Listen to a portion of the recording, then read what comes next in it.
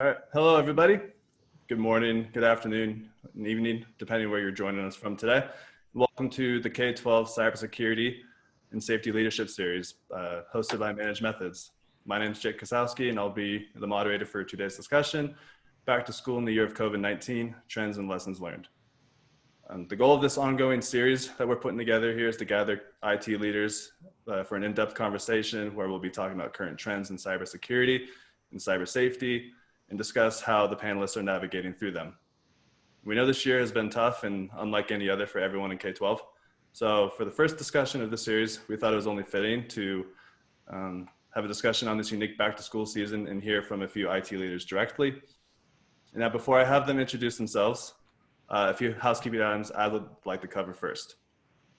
We are recording this discussion and we'll be sending an on-demand version within the next day. So please keep an eye out for that in your inbox.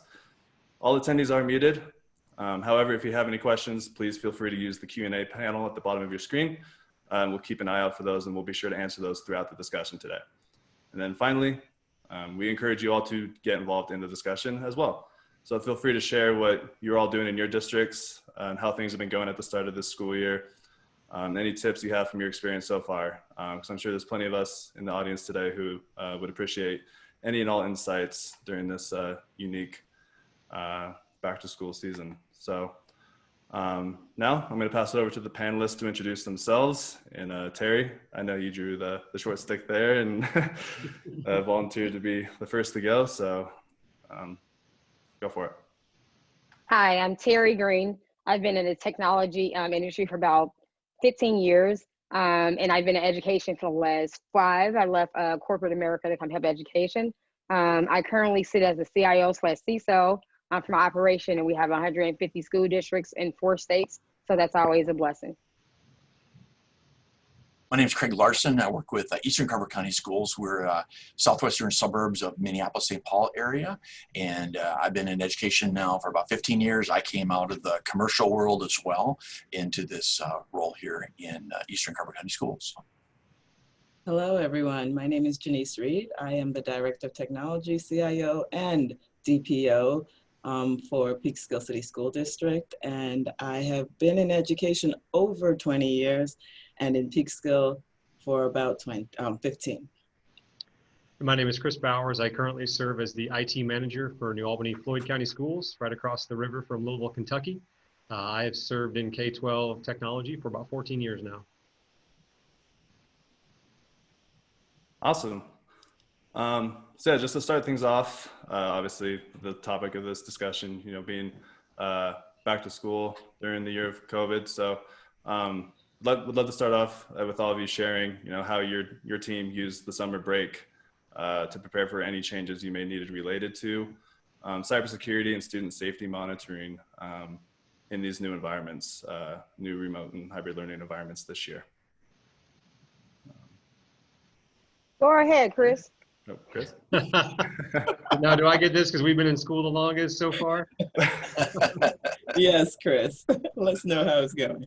I feel like our summer kind of served as a continuation of the spring. So I'm not sure how everyone's spring schedule looked, but we had kind of dismissed for the last quarter of the 1920 school year. So our team spent a lot of time over the summer kind of continuing the work that we had started this spring.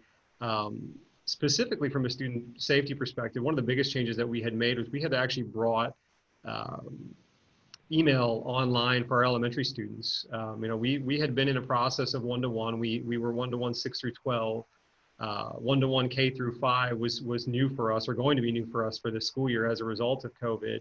And so a lot of it was about bringing on online support systems to go along with that. So while we had been a G Suite district and while we had been using G Suite to some extent with those lower grades, email had been disabled for those students. So bringing that online was I don't want to say a challenge, because technically it's relatively easy, right? But all the associated things that go along with that, and specifically from a security perspective, which is what had driven that to have been turned off for elementary students over the last several years. So that was kind of a fun task of thinking about what we had done at a level that was appropriate for secondary students, and then applying that for a younger audience. Now you said, so you have email open K-12? Yes, ma'am. Okay, so we still didn't turn on our elementary. Well, our K to 3 still do not have email on just because of security. I mean, we have all the security where they can't email out of the domain and everything, but we don't even want them emailing each other because they need some more training before we allow that. So we do, but we do have the other students on, and we do monitor email several ways, just because, you know, you have the kids, you just want to make sure they're safe. So that's one of the most important things, is that we wanted to make sure our kids were safe and that the parents felt they were safe. Because, you know, a lot of the parents have not had this online experience. And Right. we also, from the spring to the summer, just kept going. We had some kids that still went to school during the summer, so we continued to do remote learning. On the IT side, we did increase our bandwidth because we just knew that more devices would be used within district, and we too became a one-to-one district overnight because we didn't have a choice. You know what, Janice? I'm actually glad you said that. So what we did was we did a continuum as well. We were not one-to-one, but somehow, I don't know, I actually got a grant in March to be able to get the rest of the 700 devices to make us one-to-one. But one thing I thought was really, really important, when we started thinking about staff and we started thinking about teachers, we had to actually focus on the parents. I think when parents, this was a dynamic shift for everyone. So we actually opened up something called a Genius Bar. And at the Genius Bar, we're able to service parents to help aid them to better assist the kids. And then we are a G Suite school district as well. So our students do use it. And the biggest thing was training the teachers to be able to extract that information from SIS, and they had to go through a validation process in order for us to be able to release it. But I think it's really, really important. Like I said, like when we got all the teachers learning, but the parents have to learn too. And the parents' success is just as valuable as the students. So that's what kind of led to our Genius Bar. I agree too, Terry, that the parents are so important. I'm sorry, Craig. So we had parent boot camps all summer, and we are continuing to have parent boot camps because the parents definitely need the support, need to understand, especially there's some tools that we are only using now because of remote, so they've never seen them, and the students are just learning them, so it's really, really important. Yeah, absolutely. I'll piggyback both off what Chris said and everybody else here. Is really, this is a continuation from March when we went out of school and coming back. So one of the things we implemented this summer, a couple things. One thing is we implemented for staff is an opportunity to come in and do a tune-up. So we hadn't seen some of their laptops for a while. They were still kind of reeling from, how do I do all this stuff again? So come on in for a day. We'll spend some time with you, get your device tweaked if you needed to a little bit. We'll do a little bit of training on one-to-one. And then to piggyback off of what you said there too about training for staff and students and family was one of the key things that came out of surveys that we did to understand what were the needs that are out there. And the biggest one out of that was families, how they need access, how do they do things. And then as well related to that a little bit is consistency. So we are using the same tools now across the board so that families at K and First and high school kind of have the same idea how they work. So I'm not working with this in Mrs. Johnson's class and this with Mr. Larson's class. It's different in regards to how I'm doing things online. So doing that alignment has really helped us a lot there. Our guys had to do some rewiring our classrooms as well because we had to have our teacher safety bubble in the front of the classroom. And a lot of our teachers, had their devices in different areas of the classroom and connected to our interactive boards. We have an actual desktop. And so we had to do some rearranging that way as well, just for both student and staff safety. What I think what Craig said was really important too regarding the consistency of the tools used, because I think one of the challenges that we probably all faced this past spring too was all the various vendors coming out and offering the free trials. And it's like, well, how do you tell staff no when especially a product that you may have been using the freemium version is now free. But I think it was nice because we were able to use a lot of those free trials from the spring to figure out, what tools were going to be most impactful for our teachers and for our students. And from the information we gathered from that, that was a change that we were able to make over the summer where we were actually able to go out and secure some additional subscriptions for a couple of products that the teachers really found beneficial, from the spring. But Chris, next time you need to say no, make a meme with my face and I'll say it for you. No. But anytime you have to say no, I think it's very important that we come with a viable solution.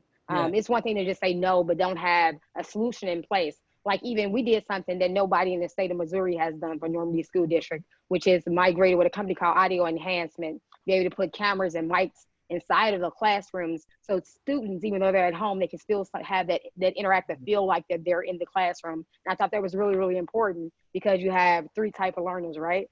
Some people are visual, and some people really need to feel like they're inserted in the class. Others, you can DM them, but come on, you have to make sure there's something in place for every child, as well as the parents.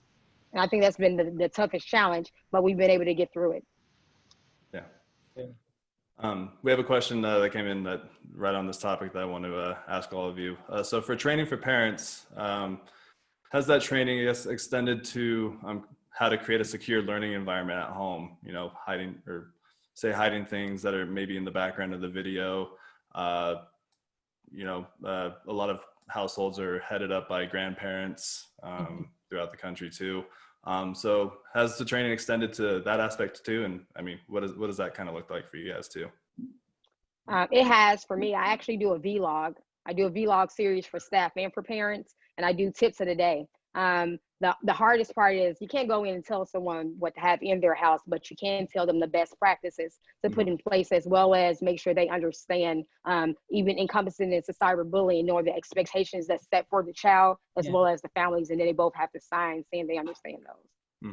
Yeah, I've done a few demo lessons for teachers that kind of incorporates just a lesson on teaching kids what do they need around them, like, have my books here, have this there, don't be on your bed, those type of things, and have a discussion just like you do rules when they're in the classroom. Talk about, what are you doing when you're at home so that you're engaged, so that you have everything you need around you and that you're not distracted, nor your classmates being distracted. So we have had those discussions with the teachers, and we think it's great when they hear it from their own teacher, because a lot of times when they hear it from me or Terry, they're like, who is that person anyway? But, just the etiquette and the classroom etiquette and how it works and so forth as well have been very good, and excellent. I love Craig. I just had to say it. I'm sorry.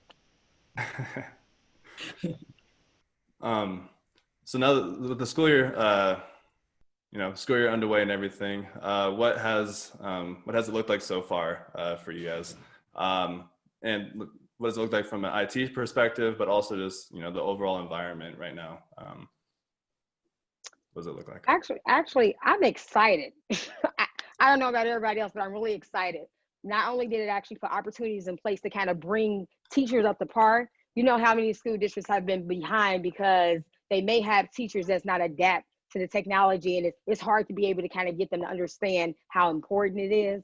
Now, we're no longer second guessing it, but we're showing, hey, we have no choice. The kids are at home. We for a long time, I feel like schools, myself included, we've been telling kids where we desire for them to be instead of meeting them where they are. And they're the technological society. So in a sense, they're helping us evolve just as well as we're helping them evolve. And I think it's amazing.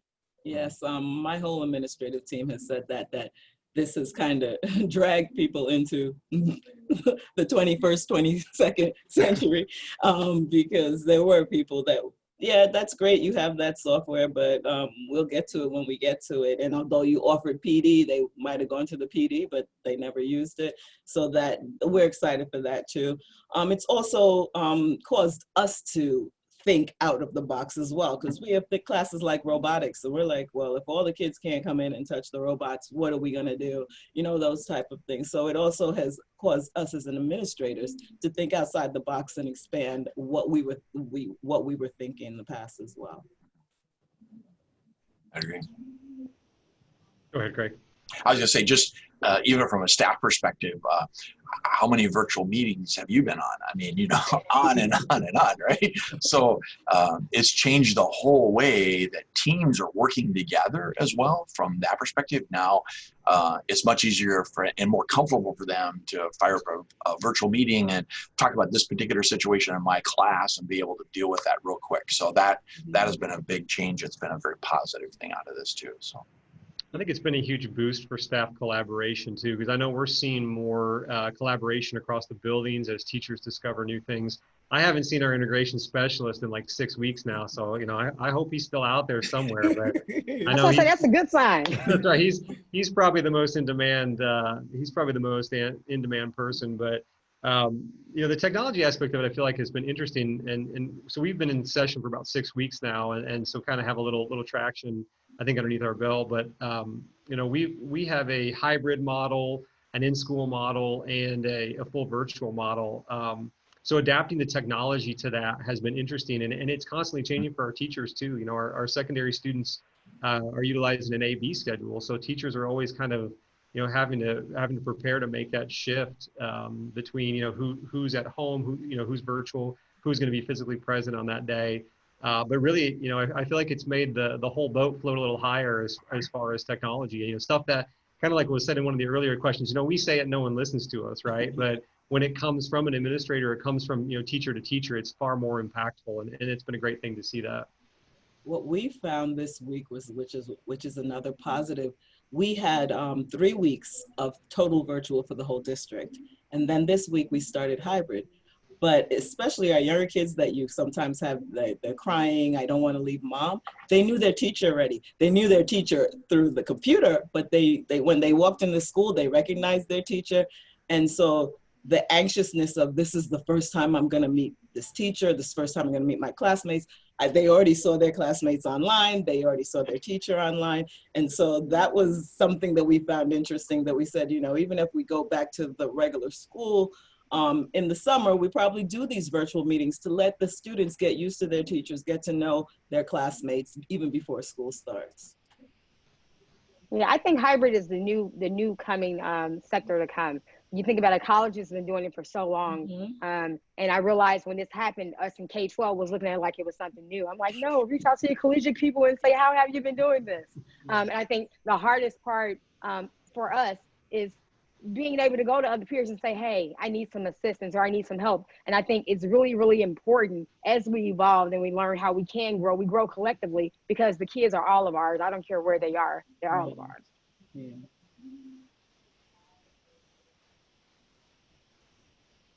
Yeah.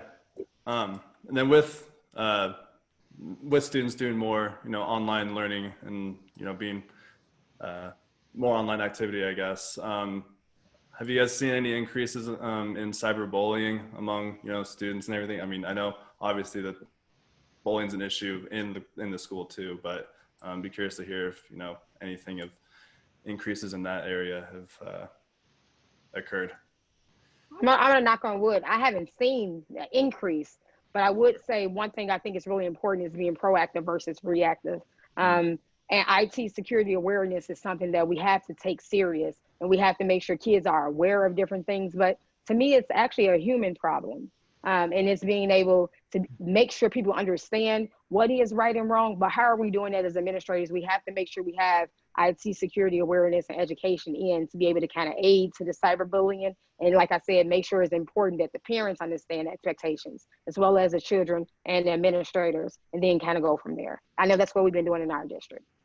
I mean, we've been making sure we're doing some digital citizenship and cyberbullying webinars, seminars, all of that, even before COVID, because it was important even before we were virtual. And so, as Terry has said, knock on wood, I haven't heard an increase from when we were in the school to now. So, and we're going to continue to do all of that, you know, webinars for parents, webinars for teachers, because that's an important thing too. You'd be surprised how many teachers don't know what should happen online and the security things that should be done. So that's a really important thing that I travel to schools and we do student privacy, student safety online, because that's something that is really important for them to understand.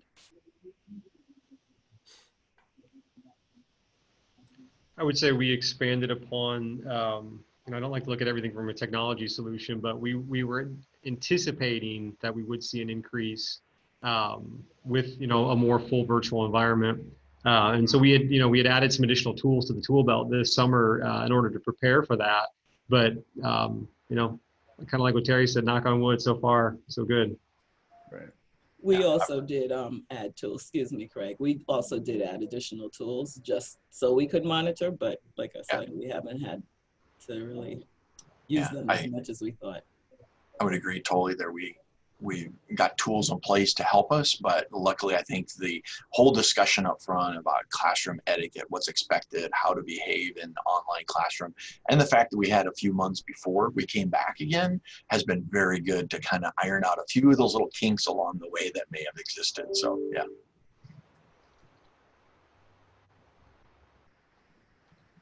Great. And then since the start of school year too, I know it's been in the news. There's always going to be some hiccups and things as the school year and new virtual learning environments get implemented. But there's definitely been coverage of, say, Zoom bombing, Google Meet, disruptions, if you will, I guess. So kind of what are you guys' general thoughts on those, or words of advice for the audience, or how are you guys approaching that? I'm sorry, Jake, I didn't hear a word you just said. What you just say? Oh, really? I was asking about so since school started, there's been incidents, obviously in the news, of Zoom bombing, Google Meet disruptions by students at the same school district interrupting another class, incidents such as that. So would love to get your guys' thoughts on those, and just, general, say, advice, I guess, for the audience and things to consider, how you guys are all approaching that. Or actually, to be honest, I was actually experiencing some of that this week. And I would hear things from the teachers like, hey, I know what student is passing around the link. There are controls that you can put in place on Zoom, and being able to show the teachers how to properly do it, or the best practices, which is why I do the vlogs too, because I can tell them a million things, but some people really need the visual aspect of it. Some teachers that I had to go sit down with a 6-foot distance and kind of walk them through it, because they felt more safer and more secure with me sitting in the room. Even though I said, hey, but a lot of it is really, really training the teachers and making the teachers feel equipped to be able to do it. That's what I was going to say. The same thing that Tara just said is showing the teachers, because I'll have a teacher say, somebody joined my meeting and I couldn't get them out. Yes, you could. So it is training the teachers and having the right tools. So thank goodness the tool we use is not, we use Google, because we're a Google district, and they're adding those controls, actually just added this week for my district. So, the waiting room controls, making sure no one comes in anonymously, all of that, just training teachers on how the settings are done, and and their reaction if something does happen. Because if you panic, the whole class panics, and the person that has Zoom bombed or joined your meet, they know they're in control too, and they'll really take it to the next level depending on your reaction. The communication with staff, I feel, has been the key, especially recently, because Meet has been changing so much, so fast, and we've had to go back and say, hey, some of the advice that we had given you back in the spring with third-party extensions to tackle particular challenges that teachers and staff are having, that's not valid anymore. Let's revisit this. But a lot of it's just the 21st century equivalent of what kids were already doing in class. So, I mean, I'd be lying if I said I haven't spent a lot of time in the Meet quality tool or in Managed Methods Meet tool here, looking up that kind of information. But really just communication with teachers and staff on best practices for how to structure their meets, and Google's new tools that have come out. We've received, most of them, I feel, at this point, specifically the kind of the management tools have been fantastic. Google probably was a little late to the game on that, and kind of, I'm kind of afraid to talk ill of them, because I don't know, they probably were a little late to the game on that, but the things that we've seen so far, I really feel like they've delivered and will be of huge benefit to our teachers and staff. Yeah. just getting the information to staff about here's, to your point, Chris, things are rapidly changing. How do you get that information to staff effectively to say, oh, here's something, a new tool you can take advantage of if you need to. And even just the ability we have to find and report information and deal with situations as we need to is there too. So that's been useful.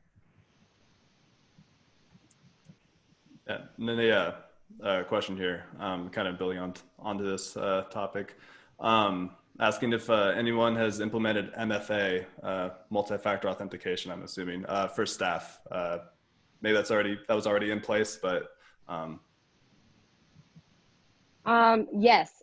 So it's been done two different ways. Of course, we do it using Duo. Duo is really simple. In my opinion, my grandmother can do it because it's big red and green characters. And the whole thing was being able to do something where it was really, really easy and simple for them, as well as you have the option if you were Google through district to kind of push it out through Google. And you know, the way I start things, a lot of people, they do freak out, but you start with simple questions. Do you, because people use it every day and don't know it, right? So, you know, it's three things encompass: something you are, something you have, or something you know. And the first thing I did was, when people was like, I've never used that before, I said, have you ever used it? No. Well, do you have a debit card? Do you have a PIN number? That's two-factor. I mean, that's two-factor authentication. That's multi-factor. You have it in your possession, you know the PIN. And just getting them to understand that it's not as complicated as it sounds, and making them understand that we're trying to protect them, not them protect us, has been a very, very, very huge benefit, in my opinion. Well, Terry, can you come to my district? Because I'm having a fight. Well, come on. I'm coming, Janice. I'm coming. Yeah, because I'm having a fight. It's just everybody feels, oh, that's another step I have to take. So, you know, so I am having the discussions, but honestly, we have not rolled it out. Same thing, Janice. I feel like it's pushed that discussion a little further forward because it's brought to people's minds that, you know, we are in more of a cloud-centric world now, that this isn't just, you know, this isn't a server shared drive behind a firewall, and when I log in, I'm only here. You know, but it's a difficult conversation to have. I mean, it's a change for a lot of people. You know, we had been in the process of upgrading our password guidelines to some of the new NIST guidelines, you know, this spring when all this stuff hit. And so it kind of made some of that difficult because, you know, hey, folks aren't here. It's hard to work with them on this new stuff, but it's allowed us to have the conversation a little bit more freely. And I think ultimately that's going to pay dividends. Yeah. Two-factor. Okay.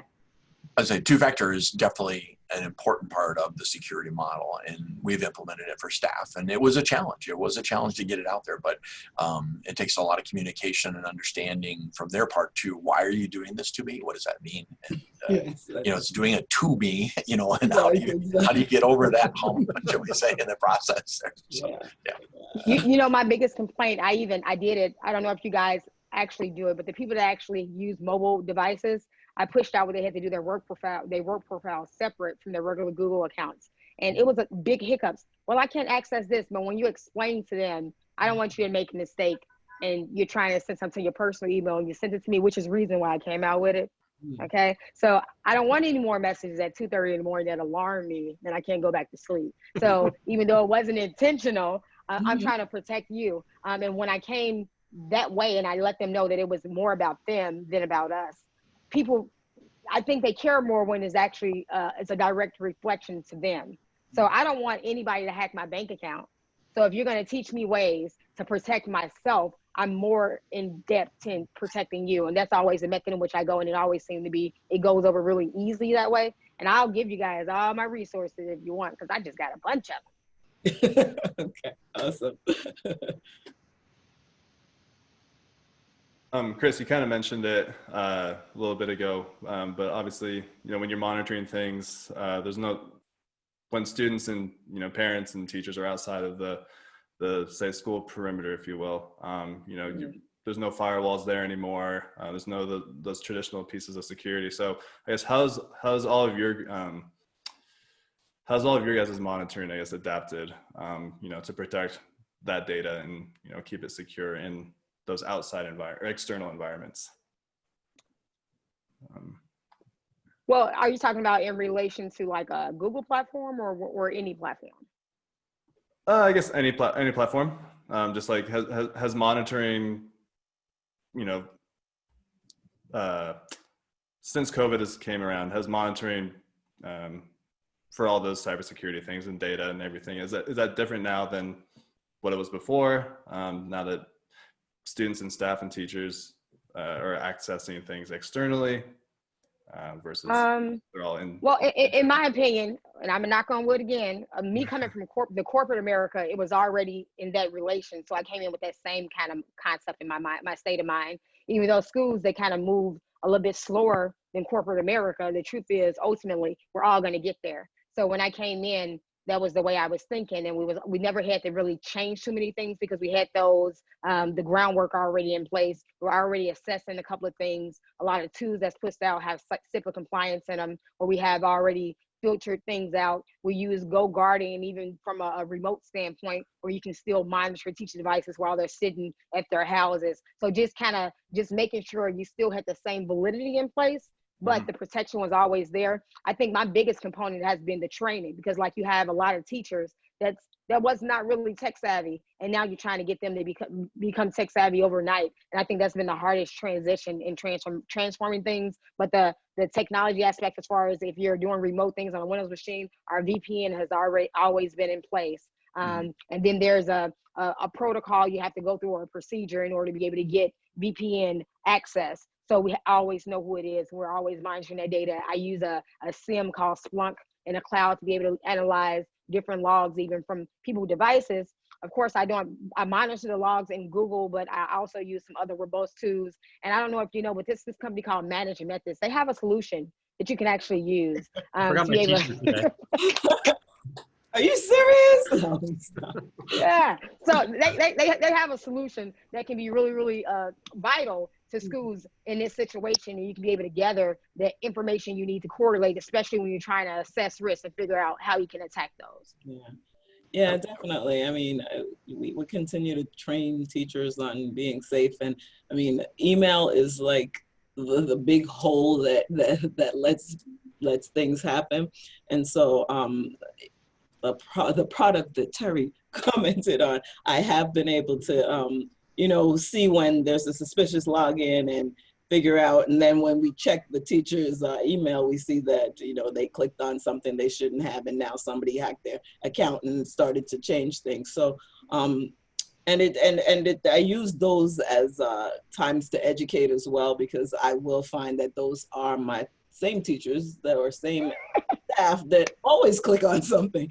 So so I will send them emails like, are you really in Puerto Rico, or did you so yeah. Well, and that goes back to what we discussed a little bit earlier, where as COVID has kind of pushed us collectively to be more tech, and the folks that have not traditionally had the desire or the experience or the interest or whatever in kind of living in that world, making sure that the tools are in place, that as those perimeters are extended, that you're ready to get that same level of insight. And really, for us, it's been about insight. We know what we've had access to from a traditional perspective within our traditional boundaries all these years, and finding something that kind of duplicates that to the cloud. While we've been a G Suite school for a number of years, this has just exploded our cloud storage for us. It's kind of upended that traditional home directory in favor of Google Drive, and really shown people the value of cloud storage, where before, even though we've been training on it, pushing that, hey, this is more convenient, it didn't, wasn't necessarily real until people couldn't come into the school for 2 months and something like that. So having a product like Managed Methods, we're an enterprise EDU customer, the kind of the depth that we can get in insight is almost invaluable. I think Janice mentioned the Puerto Rico log, and ours is shared files. Having the insight, you share this with who? You share this with one email address, and then being able to take action on that has been absolutely it's been crucial, and we've really taken a lot of value from that. So. Oh, I had somebody that sent their own budget every day, every week to themselves. I'm like, what are you doing? And administrators are working from home, and people that have never worked outside the office before. How do you make sure around data loss protection of confidential information that's leaving the district potentially to a home email address or whatever? How do you make sure that doesn't happen? And that's where the tools come in to really make a difference there. So I think for kids too. Oh, go ahead. Correct. So are you encrypting your data at rest and in motion? Like, so even with emails, are you using encryption so you can make sure that transport data is secure? Yes. Yep. Okay. Yep. And then we also do. I am. I employed a product that is encrypting. Yeah. Okay. Yeah. We've also implemented encrypted emails outbound too. So if you have an important document to send to someone, you can send it encrypted to someone as well, and they can pick it up that way too. We've also extended out some of the stuff we were doing because we were kind of one-to-one before for most grade levels, extending out the filtering all the way to the home so that when they're using one of our Chromebooks, they're still filtered from that perspective. Same thing for the hotspots that we provide to students as well. That data is filtered and monitored within the district. So we're protecting them when they have one of our hotspots offsite as well. So all of that kind of fits together in the process of monitoring there. Awesome. So I do have a question. Us talking about email makes me think about, do anybody do sandboxing? So when people are sending out data, is it standing up before it's actually filtered to them, say, hey, it's a good email, or are you not using that technique? We do. We even use URL rewriting. So within the emails as well. So I'm going on Craig's team. Craig, you're hiring. I'm coming.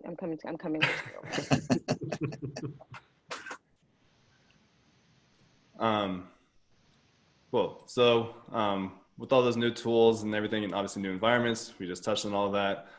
Terry, I'm going to move into your your $1 million question here. So how have incident response strategies, I guess, adapted with all this DRP, BCP? Terry, I'll let you go first and kind of kick this discussion off. Did you say what name you said? You said me? You said Terry? Yeah. Oh, okay. Oh, all right. Hello, everybody. So, I know we all have heard of this thing called ransomware, and how it's actually encrypting or crippling some school districts. So it always make me think about our disaster recovery solution as well as our business continuity plan. Are we thinking about this? And then if so, what are you doing for instant response? Are you looking at from a NIST framework perspective, or are you just doing it from a, how are we actually responding? The truth of the matter is, I've actually looked at a lot of school districts, and I'm not really sure. I thought this would be the greatest part of that conversation, given we're all from different parts of the globe, and we all have the one thing in passion, which is kids. So I'm not gonna talk too much about on what I'm doing, because I do a whole bunch of weird stuff, but disaster recovery and business continuity is really important. I do it multifaceted of ways. I make sure I have a device on-prem as well as going to the cloud. I make sure I do a DRP testing to make sure that data is checked and I can actually stand it up within a minute or seconds. And that's the way I'm able to minimize my risk, because I'm not paying a ransom, right? I don't know if you know, but where I'm from, if you pay a ransom, they coming back. Okay, because it's that easy.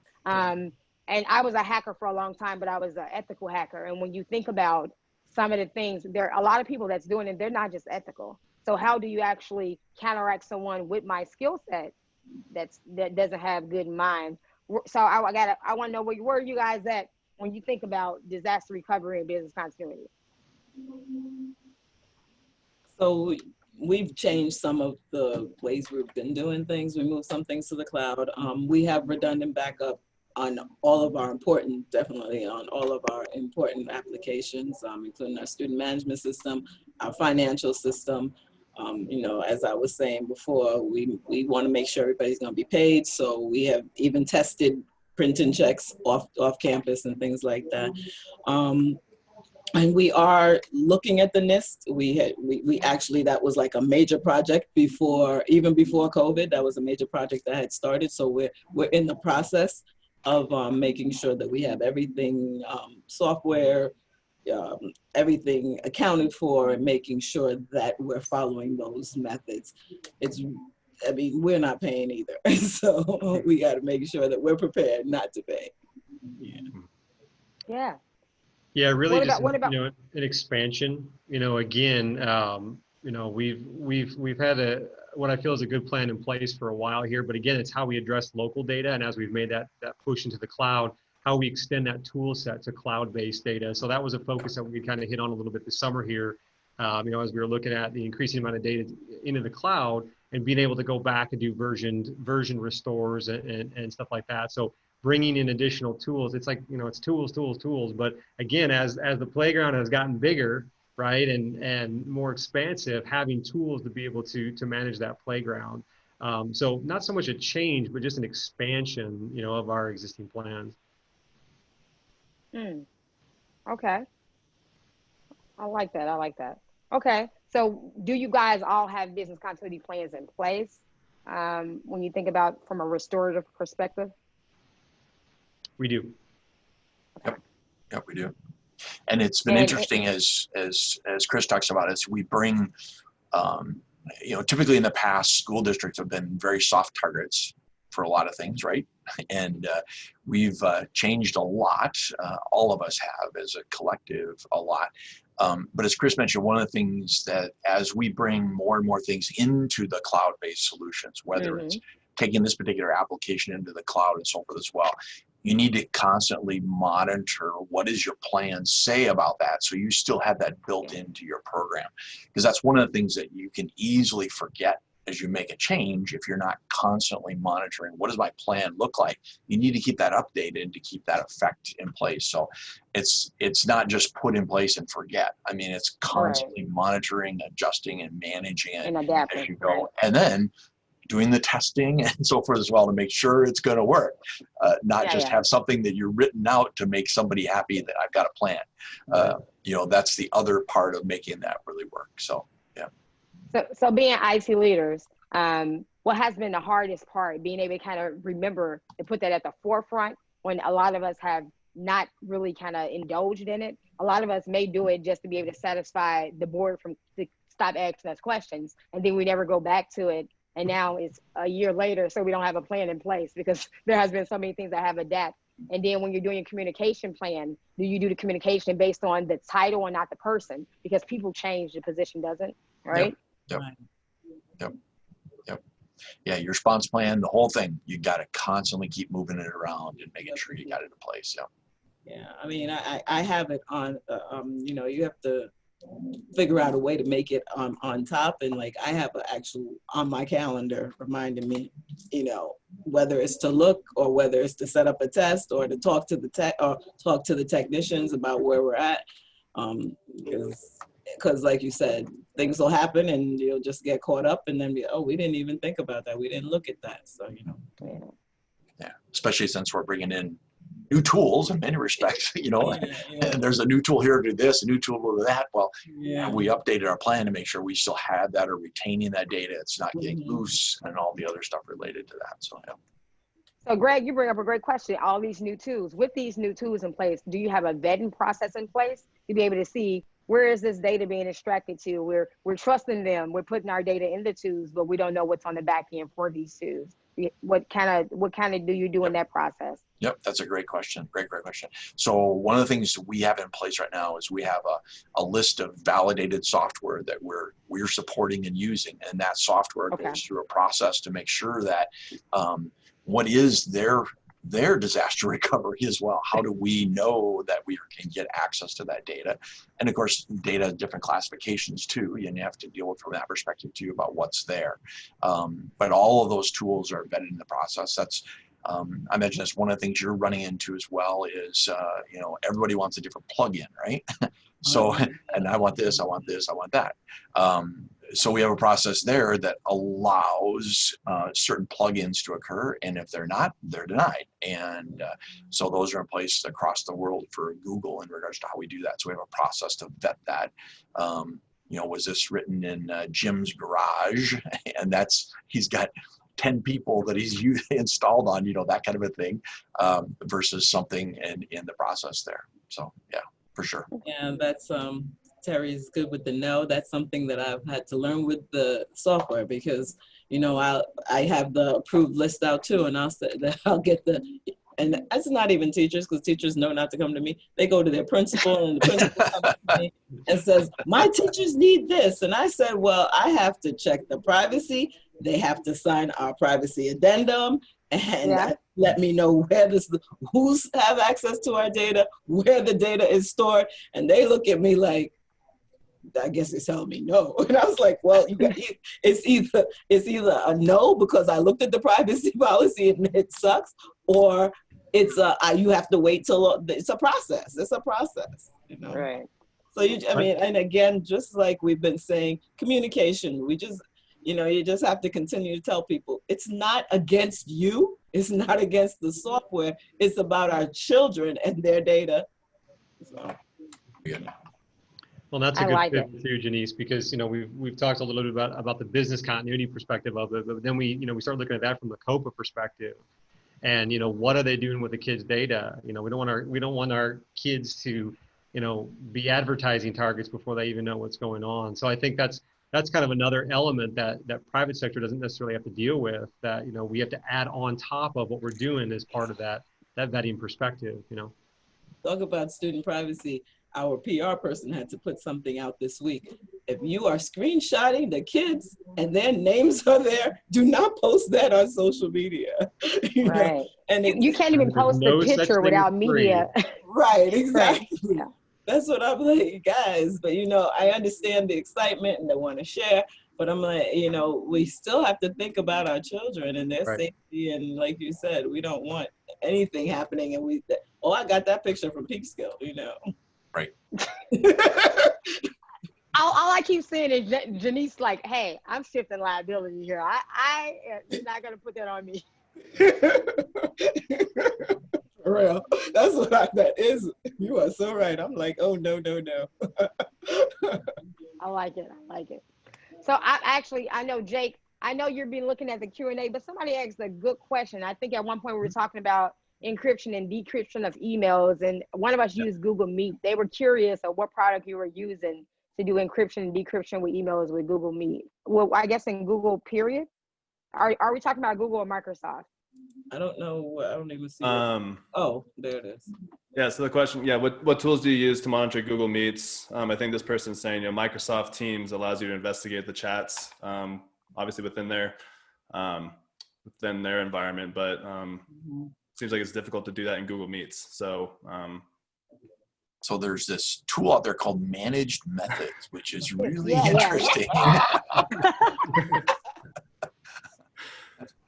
You just go over here and click Meet Report, and you can see everything.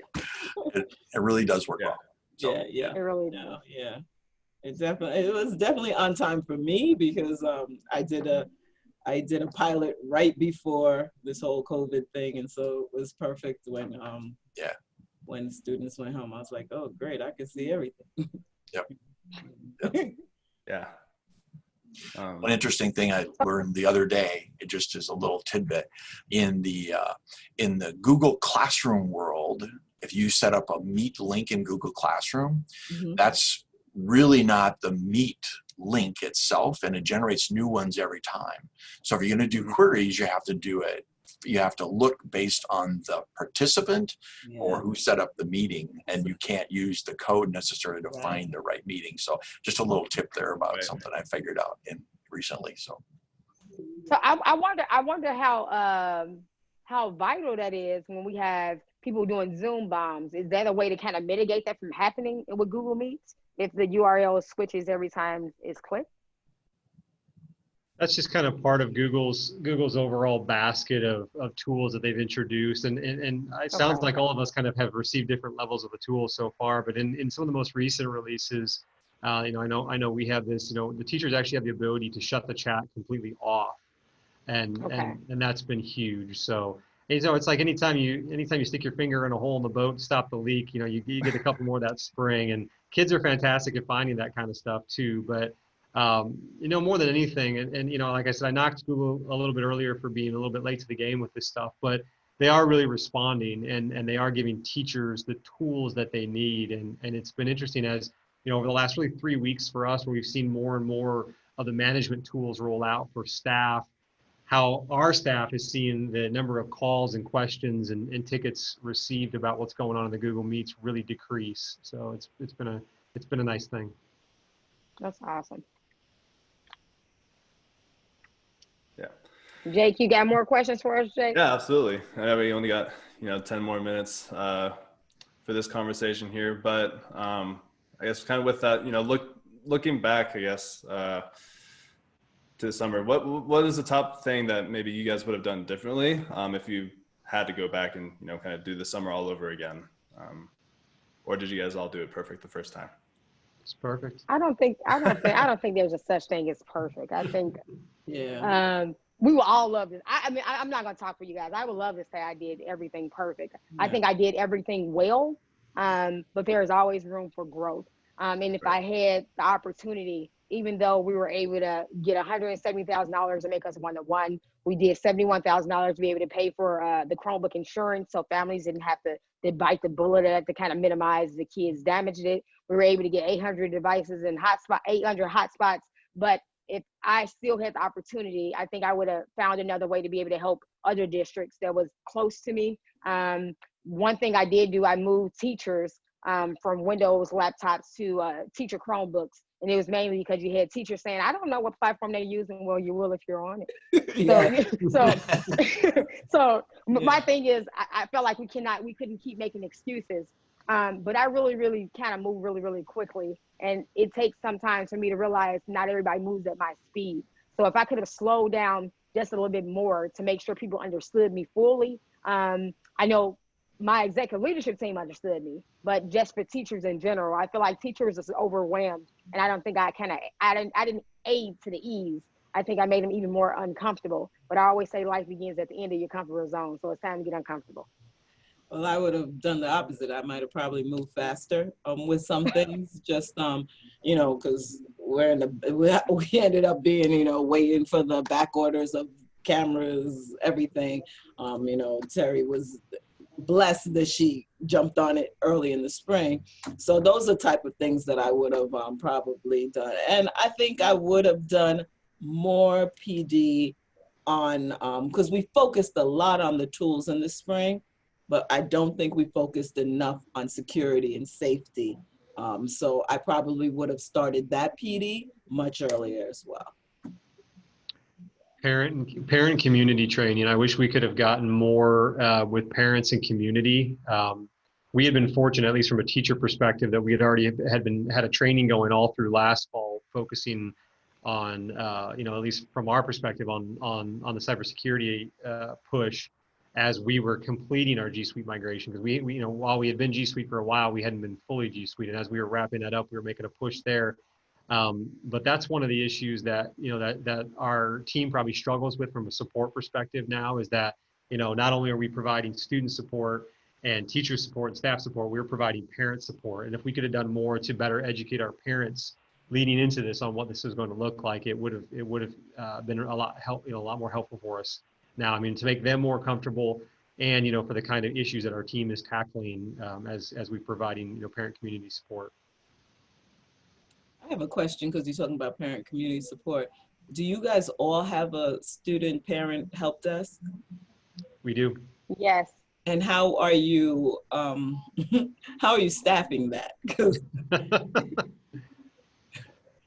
So the way I did it was last summer, I created an internship program called The Change Begins Now to kind of bridge the gap of minority women and women in technology. Since the kids are home from college or they're doing remote options, I was able to bring them back. And my intern with one of my techs are actually at something called the Genius Bar, which is for parents as well as staff that have questions. And we kind of posted at one of our high schools, so we're able to help them either remotely or physically. And they have a separate help desk email and phone number. And the rest of my techs, my system administrator is able to focus on the district and whole, so we can kind of get everybody on one accord. Good idea. I'm going to be reaching out to some colleges. Very nice.